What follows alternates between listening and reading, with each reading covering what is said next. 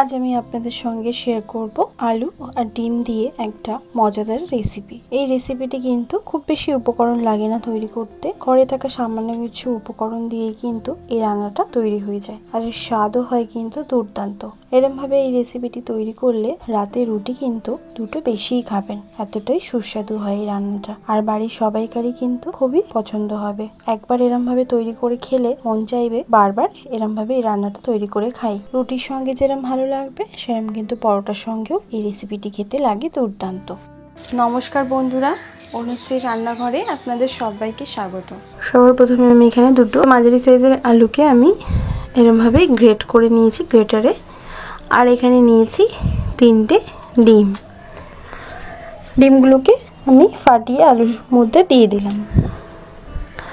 এরপর আমি এখানে দিচ্ছি 1/4 চামচ ঝাল লঙ্কার গুঁড়ো, একটুখানি সামান্য হলুদের গুঁড়ো, আর স্বাদ মতো নুন। আর দিচ্ছি আমি 2 চামচ মতন পেঁয়াজ কুচি, আর সামান্য একটুখানি ধনেপাতা কুচি দিয়ে দিলাম। আর দিচ্ছি 1/2 চামচ মতন আদা রসুন বাটা। সব উপকরণকে আমি ভালো করে মিক্সড করে নেব। একটা হ্যান্ড হুইস্কারের সাহায্যে আমি ভালো করে মিক্সড করে নিচ্ছি। এরপর আমি 2 চামচ পরিমাণে বেসন দিয়ে দিচ্ছি। একটু বড় চামচের 2 চামচ আমি এখানে দিয়ে দিলাম বেসন। বেসনটা কিন্তু এর থেকে বেশি আমি এখানে ইউজ করব না। বেসনটাকে দিয়েও আবার ভালো করে মিশিয়ে নিলাম। ভালো করে মেশানো হয়ে যাওয়ার পর আমি এখানে গ্যাস অন করে একটা প্যান বসিয়ে নিয়েছি। প্যানের মধ্যে দিয়ে দিলাম অল্প একটু পরিমাণে সর্ষের তেল, 2 চামচ পরিমাণে। তেলটা ভালো করে গরম হয়ে গেলে আলু ডিমের যে মিশ্রণটা তৈরি করে রেখেছিলাম সেটাকে প্যানের মধ্যে দিয়ে দিলাম। দিয়ে এরমভাবে একটু ছড়িয়ে দেব। এরপর লো ফ্লেমে 2 মিনিট আমি ঢাকা দিয়ে রান্নাটা হতে দেব।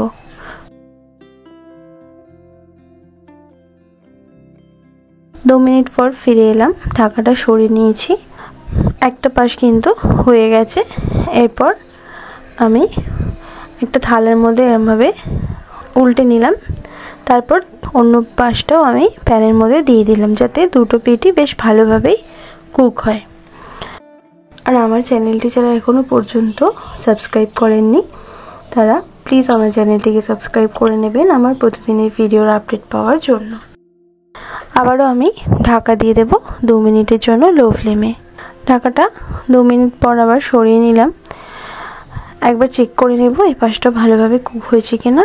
দুটো পাশই দেখুন কি সুন্দর কিন্তু কুক হয়ে গেছে।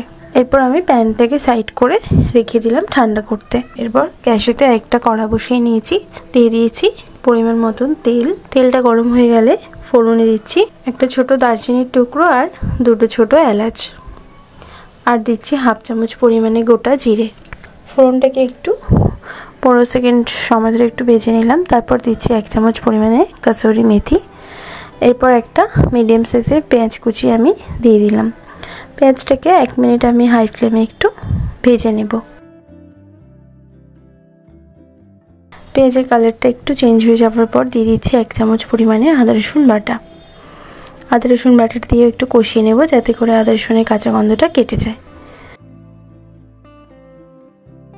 এরপর আমি এখানে দিচ্ছি 1/2 চামচ পরিমাণে হলুদ গুঁড়ো, 1 চামচ পরিমাণে লঙ্কার গুঁড়ো, আর 1/2 চামচ পরিমাণে জিরের গুঁড়ো, আর 1 চামচ পরিমাণে ধনের গুঁড়ো, আর দিয়ে দিচ্ছি স্বাদ মতো নুন। ভালোভাবে সব মশলাগুলোকে আবারও লো টু মিডিয়াম ফ্লেমে রেখে আমি কষিয়ে নিচ্ছি। এরপর দিয়ে দিলাম একটা মিডিয়াম সাইজের টমেটোকে আমি মিক্সিতে বেটে নিয়েছিলাম, সেই টমেটো পেস্টটা দিয়ে দিলাম। ভালো করে টমেটো দিয়ে কষিয়ে নেওয়ার পর দিচ্ছি 1/4 চামচ গরম মশলার গুঁড়ো। মশলাটা কিন্তু প্রায় অলমোস্ট আমার কষানো হয়ে গেছে। মশলা থেকে তেলও কিন্তু সেপারেট হতে শুরু করেছে। ভালো করে মশলাটা কষিয়ে নেওয়ার পর দিয়ে দেবো আমি এখানে 1.5 কাপ পরিমাণে জল। জলটাকে দিয়ে ভালো করে নাড়াচাড়া করে নেব। এবার আমি ডিম আলুর যে ধোকাটা তৈরি করে রেখেছি সেটাকে ছোট ছোট পিস করে কেটে নেব। আমি আমার পছন্দ মতন পিস করে কাটছি, আপনারা যে যেমন শেপে কাটতে চান ছোট বা বড় সেরকমভাবেই কিন্তু এখানে কেটে নেবেন।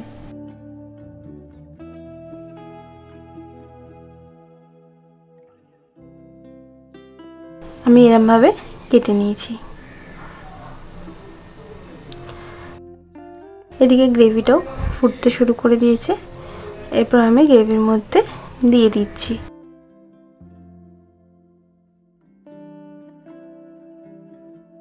ভালো করে দিয়ে গ্রেভির মধ্যে নাড়াচাড়া করে নিলাম। এরপর 5 মিনিট মিডিয়াম ফ্লেমে ঢাকা দিয়ে রান্নাটা হতে দেব। 5 মিনিট পর ঢাকাটা সরিয়ে নিচ্ছি। এরপর আমি দিচ্ছি সবশেষে একটুখানি ধনেপাতা কুচি। ঢাকাটা সরাতেই কিন্তু একটা সুন্দর গন্ধ বেরোতে শুরু করে দিয়েছে। ধনেপাতা কুচিটা দিয়ে ভালো করে নাড়াচাড়া করে মিশিয়ে নেব। এরপর গ্যাসের ফ্লেম বন্ধ করে 5 মিনিট স্ট্যান্ডিং টাইমে রেখে আমি তারপর সার্ভ করব।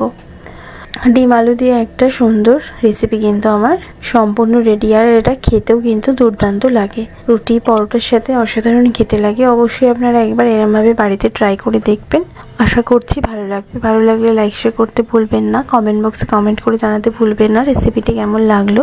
ভালো থাকবেন, সুস্থ থাকবেন, ধন্যবাদ।